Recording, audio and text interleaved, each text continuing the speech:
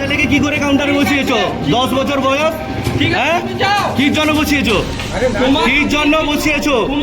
হ্যাঁ, তুমি দেখাও, তাকে দেখাও কি জন্য বসিয়েছো তুমি তোমার কাউন্টারে?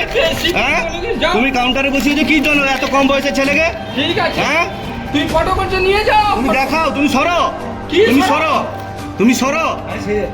হ্যাঁ হ্যাঁ হ্যাঁ, তুমি এত বাচ্চা ছেলেকে কাউন্টারে বসিয়েছো কেন? কে কাউন্টার বসিয়েছো? হ্যাঁ, কেন তুমি কাউন্টারে থাকবে কেন? কাউন্টারে থাকবে কেন? এটা মদের দোকানে, তুমি মদের দোকানে কি করে থাকবে? মদের দোকানে কি করে কেন? কার দোকান? যার দোকান হতে পারে, মদ একটা ইলিগাল জায়গায় তুমি এই ছেলেকে বসিয়েছো। হ্যাঁ, পালিয়ে যাচ্ছে কেন? পালিয়ে যাচ্ছে কেন? হ্যাঁ, কেন এত কম বয়সী ছেলে থাকবে কেন? কম বয়স। একরায় লাইসেন্স প্রাপ্ত মদের দোকানের নাবালক।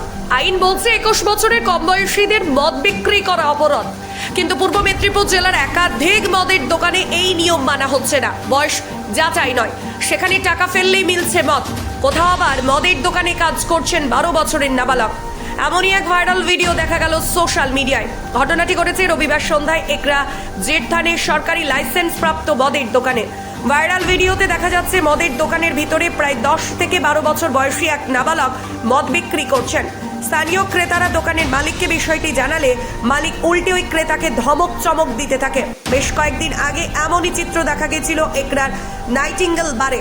কিন্তু বারবার সরকারি লাইসেন্স প্রাপ্ত দোকানে ছোট ছোট নাবালক ছেলেদেরকে কখনো মদ বিক্রি করা হচ্ছে কিংবা কখনো দোকানে বসিয়ে মদ বিক্রি করানো হচ্ছে, অথচ আবগারি দপ্তর কিংবা পুলিশ প্রশাসনের কোনো রকম আইনি পদক্ষেপ নেওয়া যায়নি, যা চরম উদ্বেগ প্রকাশ করছেন একরাবাসী। Bureau report, Bengal news.